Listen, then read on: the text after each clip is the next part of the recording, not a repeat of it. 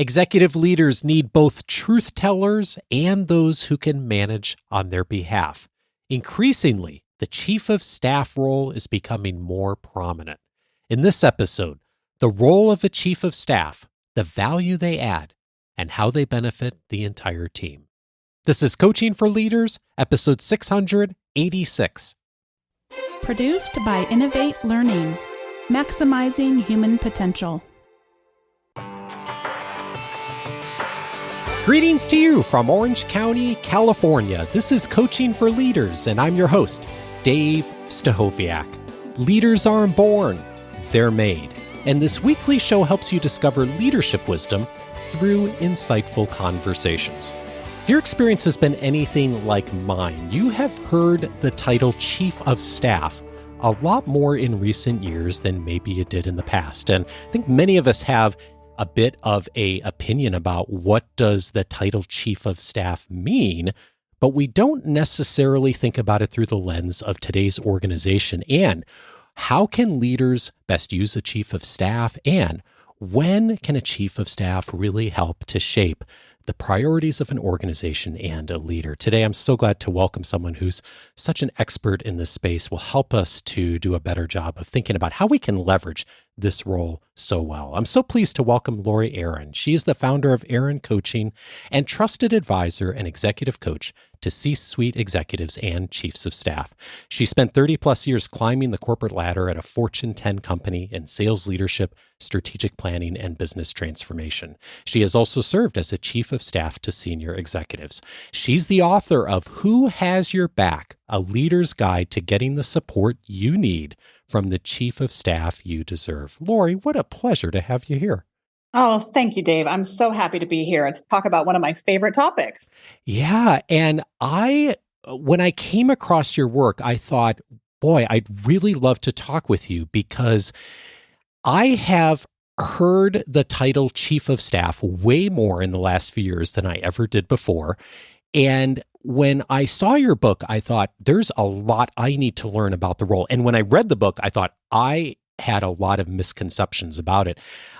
Before we get into some of those misconceptions, I'm curious, is it just me, or is this a role, a title that we're seeing a lot more now in organizations than we used to? You're absolutely seeing a lot more of them now than you used to. It isn't a new role. Ironically, it's been around for many, many, many years. It stems back to military days, Roman days. But in terms of the numbers of chiefs of staff, now they have more than doubled in the last 20 years in private businesses. And it's a very misunderstood role. I think it might even make sense to just demystify it a little bit as we get going here.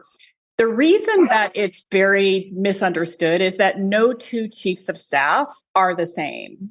They are really reflective of the leader that they support. And just as leaders are unique, so are chiefs of staff. While today's dialogue will help us string together the similarities that chiefs have and how they best serve their leaders, it is important to know that there's not a huge peer structure.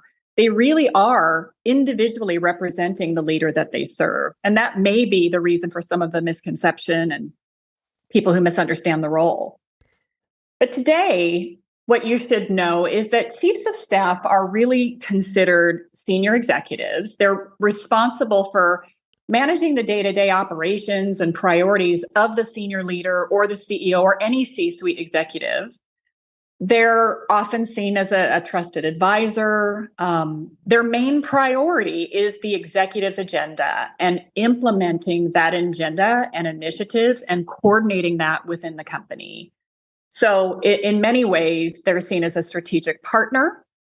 They have a wide range of responsibilities, everything from project management to strategic planning and facilitating consistent communications, both inside of the company and their leaders' external presence.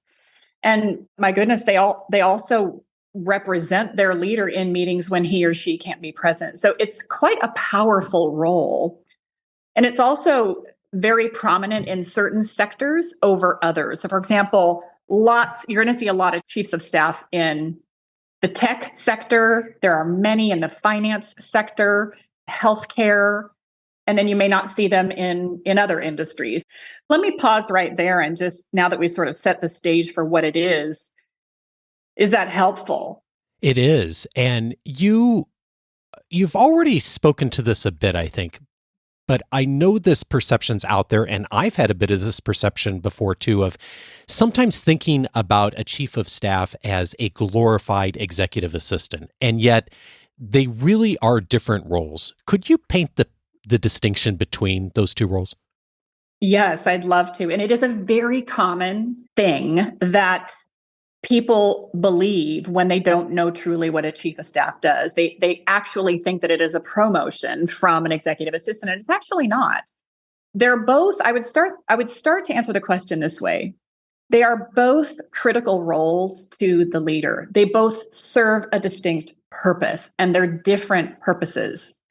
For example, both the chief of staff and the EA support the senior leader in terms of scope and responsibility. The EA, however, is typically handling more logistics and administrative tasks like scheduling or correspondence, certainly travel arrangements. They're really managing that executive's day-to-day so that it runs smoothly. And in contrast to that, the chief of staff takes on a more strategic and more operational role. They may be managing or leading projects. They're absolutely coordinating alignment and cross-functional teams. They're driving key initiatives and certainly managing the progress of key initiatives that are tied to the company mission. So they serve in more of a strategic advisor, problem solver, problem averter type role. They also have decision-making authority. They will often be in a meeting as a proxy and drive a decision on behalf of their leader. So they're less logistical, they're less administrative and organizational, although those are very important support elements. And they work together in service of the leader. In fact, one of the CEOs I had the honor of supporting at AT&T said to me, and I quote, "You are my right hand. My EA is my left hand. You're like wings of a plane, and you're both critical to my success." And so from there, you fly and you soar. And I thought it was a really good framework for how important the two roles are to serve the leader. They are not the same in really in any way. And it's very important that the relationships and chemistry between them, all three of them, are top notch. You write in the book on this point, a great executive assistant can block your calls, move your appointments, and allow you to breathe. A great chief of staff has the extra superpower of representing you, managing on your behalf, and coordinating your work. And that phrase, managing on your behalf, really struck with me. That's a key distinction between an EA and a chief of staff. It absolutely is. And one of the things I talk about briefly in the book is the importance of having a handshake meeting as you get started working. If you're the leader, if you get started working with a chief of staff, it's very important to set the stage and talk about and agree on how are we going to work together to really ignite this magical relationship for the sake of the impact that we can drive together for this firm or for this mission. And the handshake meeting is something I equate to sort of like in a personal life, marriage vows, right? It's the professional version of marriage vows. How are we going to communicate with each other? How are we going to make decisions together or independently? How are we going to problem solve? How are we going to delegate? How are we going to approach conflict together? And I think it's really important to have a handshake meeting, certainly at the beginning of a relationship, but also throughout the relationship to keep it working. So not to go too deep on that here for your listeners, but to even at a high level, understand the importance of communication and setting expectations as one begins to work with a chief of staff. It kind of lends itself to one of the reasons I think you really wrote this book is to illuminate some of this, because the thing that I really struck me immediately when I saw the book and learned about your work is thinking, there's just not much out there on this and this relationship. And that's part of the motivator for why you wrote this book, right? Well, it really is. And I appreciate the question. I often hear leaders who have read the book will call me or email me and say, why did you write this? And the truth is, Dave, I wrote the book that I never had when I began chiefing myself. Like it just wasn't out there. There is stuff in the market that talks about where did the chief of staff title come from and sort of the clinical or the academic conversation around a chief of staff, but there was no playbook that said, here's how you do this. And here's where you find great chiefs. And here's how you ignite that relationship. And, I needed that on day one. This is not a role that is a training ground. You need to come in and hit the ground running. The bottom line is I wrote the book that I never had. And I think it's thinking about this from a leadership standpoint, because this book is very much written to like the leader who's either working with the chief of staff or maybe needs a chief of staff, or maybe the relationship isn't quite ideal yet. And you really do frame this thinking about how can a chief really help in the best possible way. And one of the indicators, both that you may need a chief or that a chief can really help with, is the time that a leader is that a leader's time is just totally unmanaged. Yep. When you see that, what does it look like? And when is an indicator that someone like a chief of staff really could help? Yes. And in the book, I frame 4 meta problems or most common problems that leaders face and how a chief of staff can help. And you're referring to one of them, which is my time is completely unmanaged. So how would that feel to a leader? It is having no control over your calendar. It's controlling you. You're very reactive to what your day includes. You are late for things. You are working chaotically from issue to issue to issue that is coming your way. You may be spending a lot of time on things that are far too detailed into the minutia of the business when you should be working strategic priorities or worrying about the business tomorrow versus running it today. So there's a million ways to illuminate how is that painful, but it's chaotic. I've seen it over and over and over again, and time is not something any of us can get back. So when a chief of staff comes into the mix, one of the things I've seen chiefs of staff do very, very well is to look at and assess, how is my leader spending his or her time? And is this representative of where their zone of genius is? Do we have he or she spending their time doing the things that are most valuable to the firm or most valuable use of their time? And there's almost always an opportunity to improve. And I've seen chiefs do masterful things by either taking over the calendar completely or operating with the 4 Ds: do it, delegate it, defer it, dismiss it. I've seen many of my CEOs will adopt a principle called time blocking. This is something chiefs use often, where you block out your calendar to do the thing that is most important for the period of time that you need to work on it, and then you move on. And you don't string that same segment doesn't show up later in the week to do the same thing. You literally block out the time, you do it from beginning to end, and then you move on. It's beautiful and simple. So time management, although it seems very obvious, is actually one of the biggest things leaders struggle with. And chiefs of staff can be masterful at helping with that. In a way, it's obvious, but it's also so foundational, right? I'm struck by how often I run into senior leaders in my work that say some version of, I know what I need to be doing. That's really clear to me, like where my strengths are, what the role is, the big picture stuff I should be doing at altitude. And yet I cannot find in my calendar 2 hours to sit down and actually focus on that. And there's something powerful about, you can do that yourself, but it takes a lot of cognitive energy and load to like say no, to block the time. Having someone else who's not Yes. you, who's more objective to like actually be able to intervene, to frame that, to clear up the time, it can be really powerful.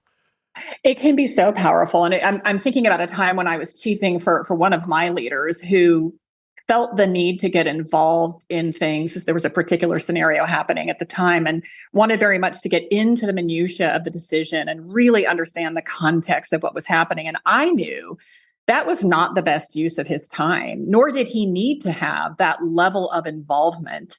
And so I very, appropriately reminded him that he could best serve this company by focusing at a higher level on that particular initiative, trusting the team and letting the work get done. And what I offered him at the time was several different touch points with me so he could have updates on the progress of the team in a way that met his needs.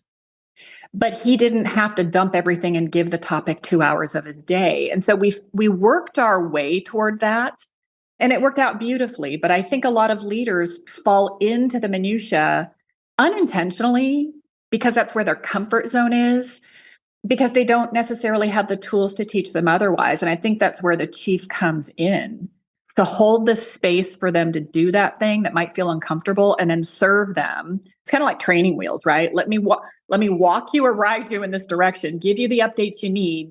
So at some point you don't need the updates.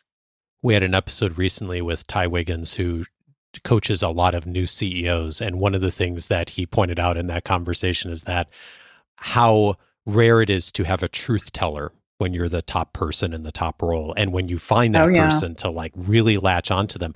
And it's the topic of loneliness comes up a lot when we think about senior leaders and top leaders.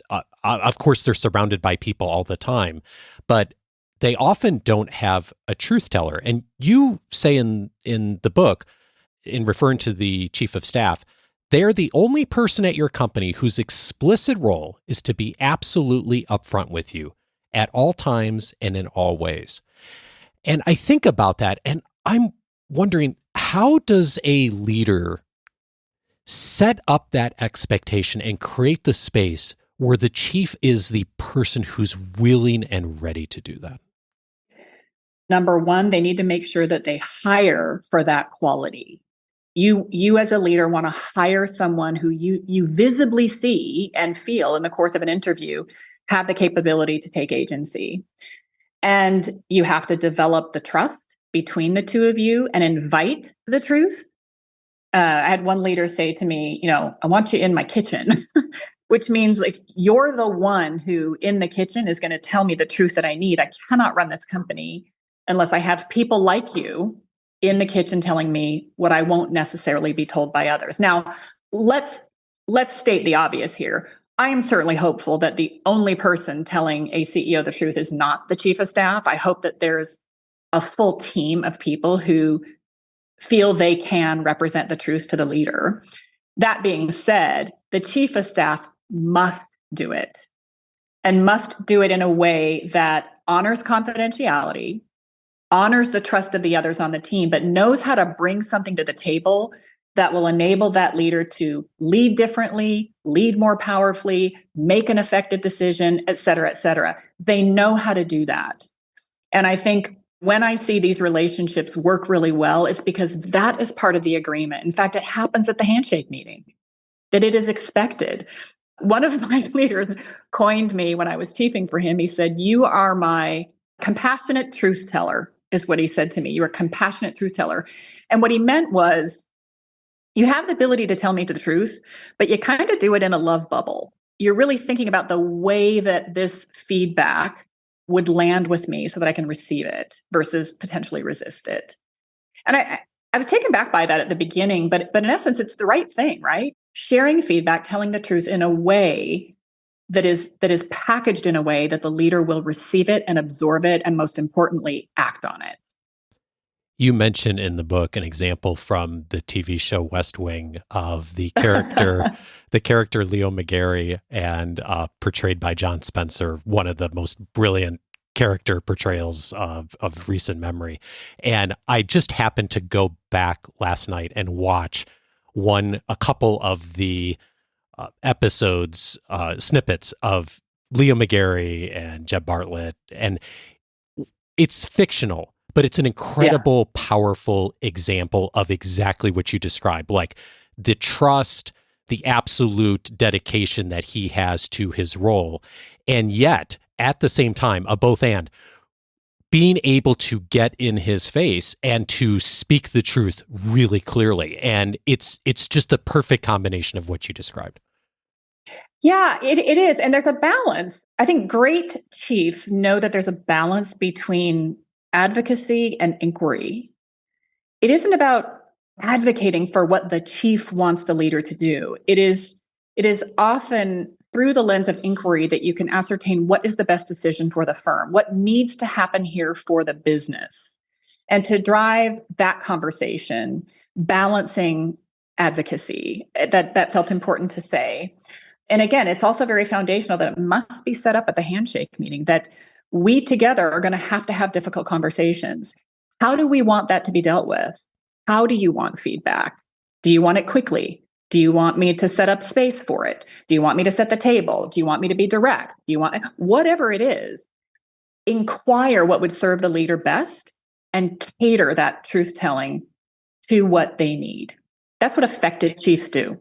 Yeah. And the key distinction I'm hearing there is it's not that the chief wants their agenda. It's that the chief wants the leader's agenda to come out. And by giving that feedback, having those tough conversations, doing that in a way that works well for that leader, that's really the driving force behind this. 100%. Look at said very simply, the chief of staff's agenda is 100% to serve that leader's agenda and the business mission. Period. Full stop. Certainly, they'll be asked for their perspective. I mean, they're hired into the role to be a trusted advisor and a strategic partner to the leader. So they're always going to be sharing their 2 cents. They're dot connectors. They see things across leadership teams and functions in ways no one else can do because they just don't have that view. But at the end of the day, they are there to serve the mission. And so whatever they're advocating for or whatever feedback needs to be delivered, it should be in crisp alignment with what's most important to drive the business forward. One of the other places you surface that leaders can really use a chief of staff well is when they find that their team is spending more time solving problems than preventing them. And you write, at the core, a chief of staff is a proactive individual. Yes. What is it that's so critical about that in this role? When I see chiefs operating at their peak, they're always 2 steps ahead of their leader, or they're 2 steps ahead of a potential problem surfacing. When I see them do their job masterfully, things are dealt with at the level of 10 before it becomes a level 100. And that's not easy to do, but it can be done. And it requires a chief to be spending their time proactively looking around the corner, looking under the rocks to make sure that things are dealt with before they become a problem or put a big initiative in jeopardy, for example. Now, that takes time. And I think chiefs really need to invest in themselves to understand, where do I need to spend my time? What is most important? Where do I sense there may be bad weather? And where are things humming smoothly?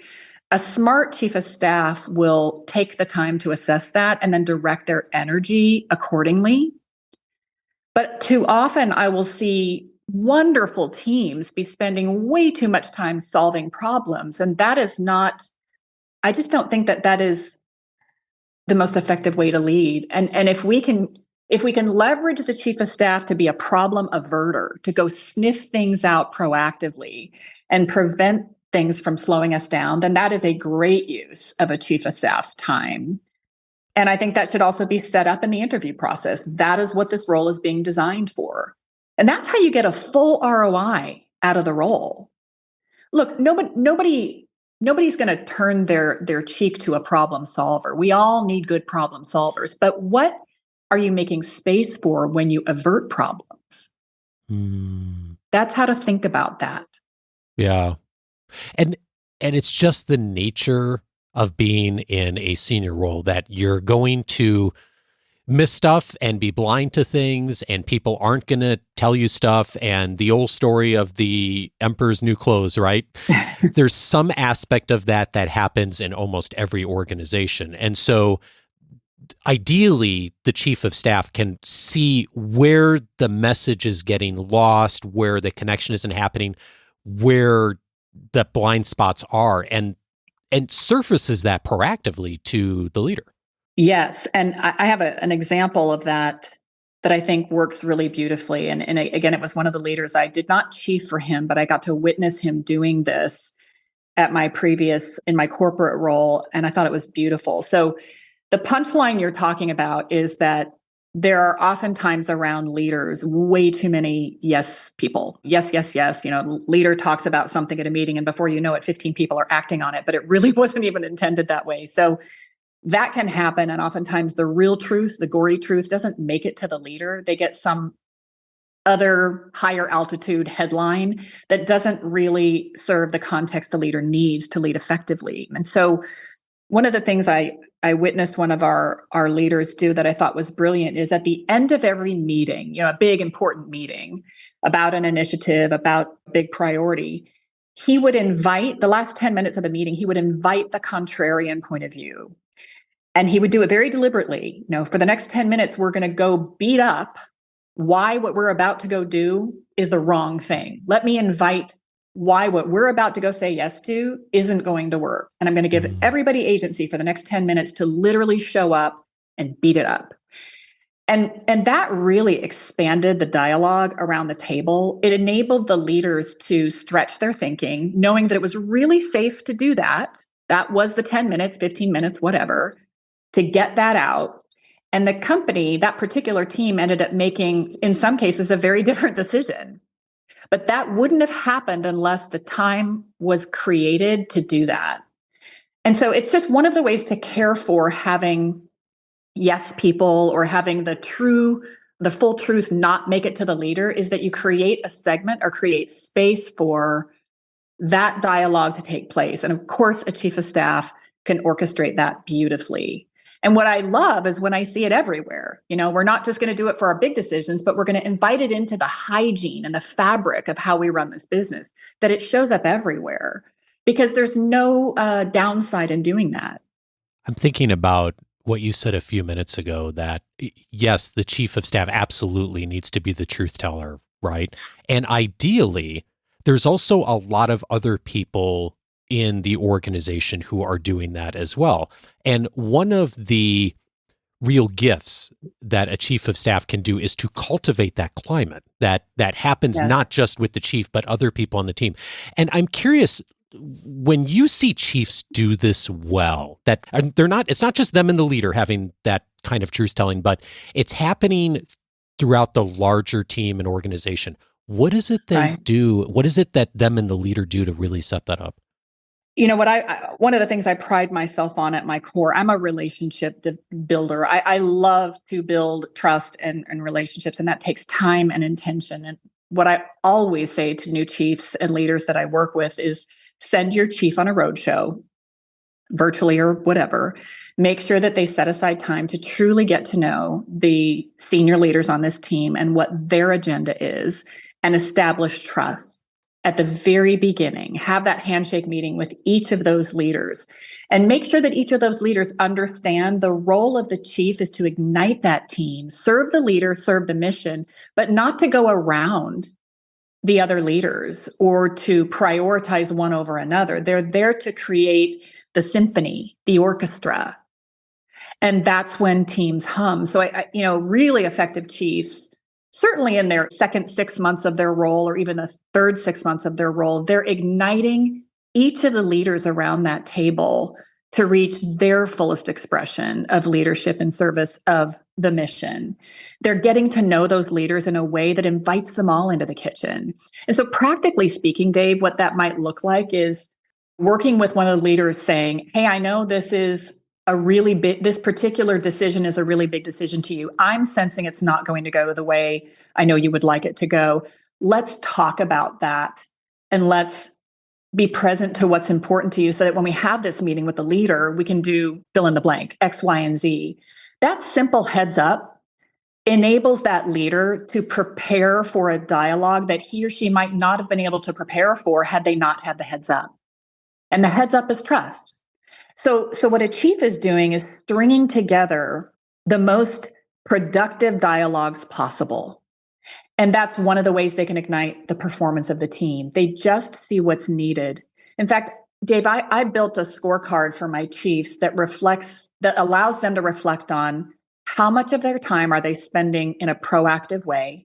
And how much of their time are they spending reactively because something happened to the business that they need to go deal with? And when they really look at that from time to time and they see how much of my time am I spending proactively, it's like the example I just gave. I'm out there working with one of the other leaders to make sure that I'm preparing them for something so they can have an awesome dialogue with our leader versus them going to that meeting and being surprised and the conversation potentially falling flat. That's what a great chief of staff is thinking on, and that's proactive. Yeah. And I'm guessing a big component of this too is what the leader says, who has the chief, to others in the organization about their relationship with their chief of staff and how that person represents them. What is it that's important for leaders to articulate about their chief of staff to other stakeholders? Well, it's a really important point you're making. And one of the things I insist on when I work with leaders and chiefs is that they absolutely properly launch the role. And what does that mean? That means they are specifically describing to the leadership team why the chief was hired, what the chief is there to do, and how they will be working with the chief for the greater good. It's almost, I like to say, set the table for this relationship to soar. And if you don't set it up to soar, people flounder. They don't know how to work with this chief, and it isn't explained to them. So not only do I insist that happen, I often write or craft a draft of that launch letter for my leaders so that they can personalize it or edit it as they see fit, but that they set themselves up for success. So it's absolutely critical that they do that. And then again, sending the chief on a bit of a roadshow to meet with each of the leaders, have their handshake meeting, and establish together what is possible for this team. I think that's all very, very important. It's no secrets. It's operating with trust and transparency. And frankly, the chief is usually, what the data says is the chief is usually in the role for about 18 months. After 18 months, they're off getting promoted or running a line of business, running a P&L. They're off doing something else. Sometimes they become the COO. It can be a lot of different things, but maximizing that work and the possibilities for the team in that 18 months are up to the team. And setting it up for success is absolutely essential. You write at the beginning of the book that if you're on a plane and taking off from New York, you will be done with the book before you land in Chicago. And I'm talking to my CEOs, right? Yeah, you are. And I really appreciate how concise the book is. I mean, I did almost the entire book in one sitting, and there's a lot here. And we're not covering intentionally some of the other pieces here that are how to hire, how to identify, how to get onboarded. So for folks who are hearing this and are thinking either I have a chief of staff and we don't quite have this tuned perfectly yet, or I'm thinking about this, or I'm in the process of redefining this role and bringing someone on, I think it's an essential guide for you. So I hope folks will pick it up. And Laurie, as I'm thinking about everything you've said, I've got one other question. As you have had this book out now and have lots of people reaching out to you and utilizing this framework, I'm curious, what, if anything, since the book has come out and you've started talking with people about it, that you've changed your mind on? I would say this, that a lot of times it's easy to know what needs to be done.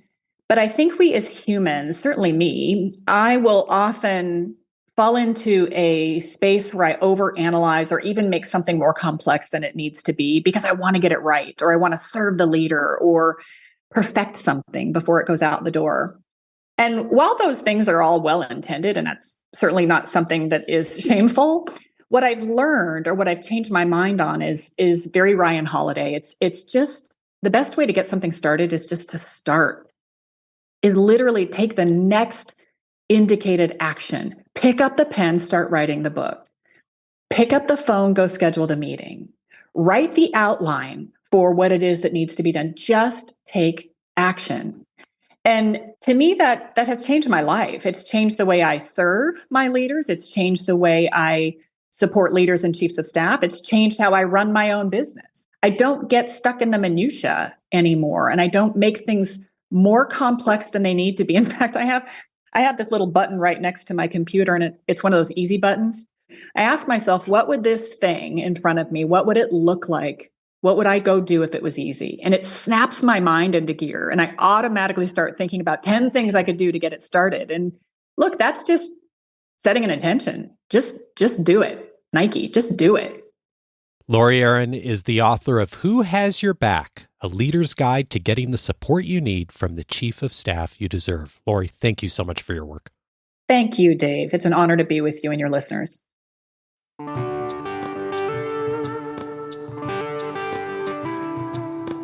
If this conversation was helpful, 3 related episodes I'd recommend to you. One of them is episode 597, How to Help People Speak Truth to Power. Megan Rates was my guest on that episode.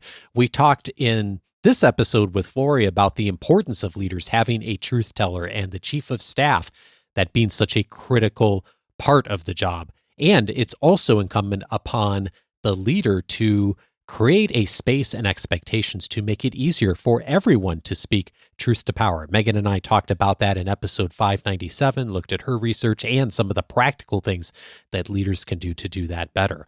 Also recommended episode 635, How to Start Better with Peers. Michael Bungay-Stanier was my guest on that episode, author of The Coaching Habit and his more recent book looking at how to have the best possible relationship. We heard from Laurie about the handshake conversation between a leader and a chief of staff.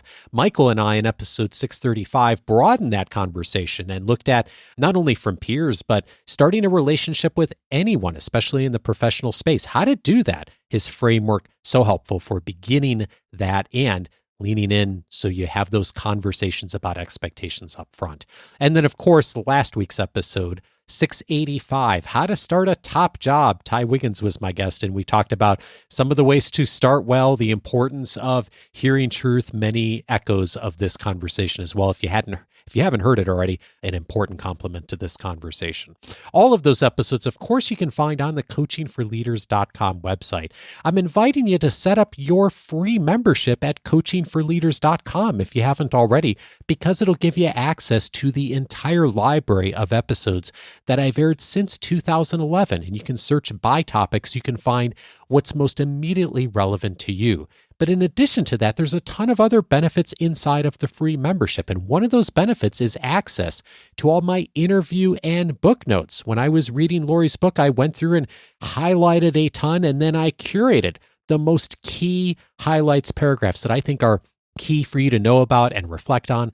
I also integrated them into my interview notes. Some of those things we hit on in this conversation, some of them we didn't have time for, but they're all available to you as part of your free membership to download, not only on this episode, but every past episode in recent years. It's just one of the many benefits inside of free membership. To activate your free membership, go over to coachingforleaders.com and you can set it up right away, and it's free. So it's pretty easy to get access immediately. And if you already have your free membership, I would invite you also to explore Coaching for Leaders Plus.